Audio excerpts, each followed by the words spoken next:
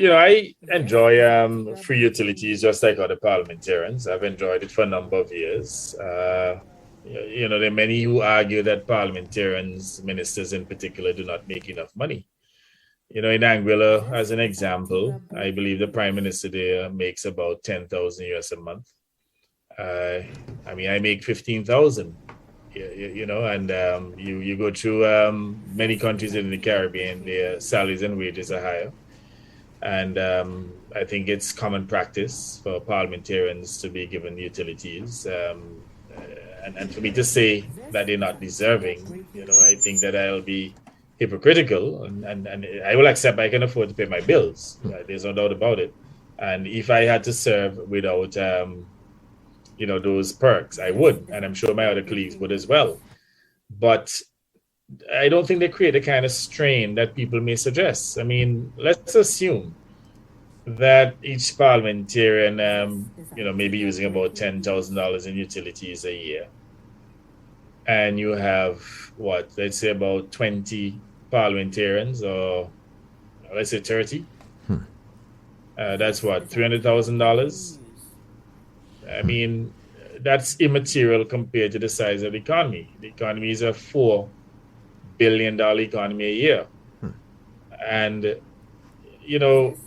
Lee Kuan Yew had a famous saying that, if you don't pay your parliamentarians properly, your leaders, then you're going to end up with a number of charlatans. People who can't do the job would pretend as though they know, just like those elements in the UPP. You must pay your parliamentarians properly.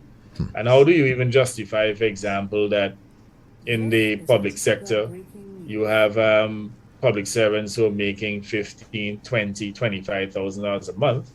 A minister makes 10, less than a number of public servants, and you're going to argue that the $10,000 a month or maybe $1,000 a month that he gets in utilities, that you should take that back. I don't know that that's precisely fair. In fact, many of my ministers since last term would have said to me that at some point, we have to review the parliamentary pay.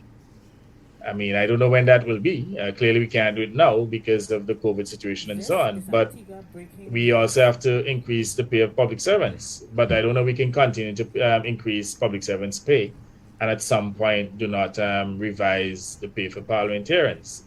So if you had to do an analysis of the work that ministers do in particular and the pay, there are many who will argue that they are underpaid based on the existing pay scales in Antigua and Barbuda, both in the public and private sectors.